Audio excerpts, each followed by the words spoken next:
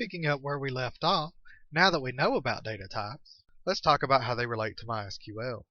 MySQL supports all of the common data types and categories mentioned, as well as having specific categories for spatial types, and it has recently added the JSON data type, so it should cover almost any data type you're likely to have. Beyond that, it also allows for more efficient storage by supporting size-limited types. An example of this can be seen in the different scales for integers, which range from the tiny int with a max number of 255 all the way to a big int, which can store numbers of over 18 quintillion. This allows you to only allocate as much space as you will actually need. Now let's talk about how choosing a data type affects what you can do with the data. We have already mentioned several ways that the data type can affect the space used as well as your processing efficiency, but let's talk about something more tangible. That is, how the type affects what you can do with the data.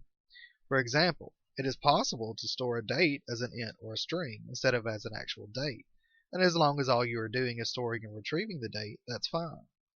But let's say you then wanted to order the dates so that you had them from oldest to newest. Let's take a look at what happens in the chart below.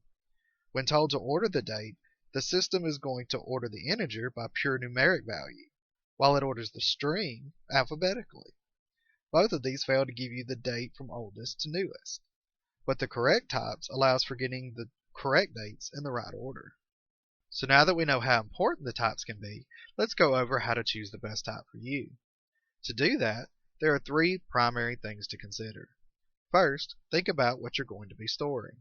That includes both what it is as well as its length. If all you're storing are small numbers, then there's no reason to use a string or a big int. That just limits functionality or wastes space. Also, consider how important it is to keep the data exactly as entered, or if it's okay for it to be converted in some way. Next, think about how you may want to organize or report on the data. If you're storing a name and a date, and you sometimes want it ordered alphabetically and sometimes you want it ordered by date, then you're going to need two separate data type containers. But if you know you will always need it in an alphabetical list with both name and date present, then it may be okay to store them together in a single string. Be careful though, as it may be too late if you decide later on you need them separate.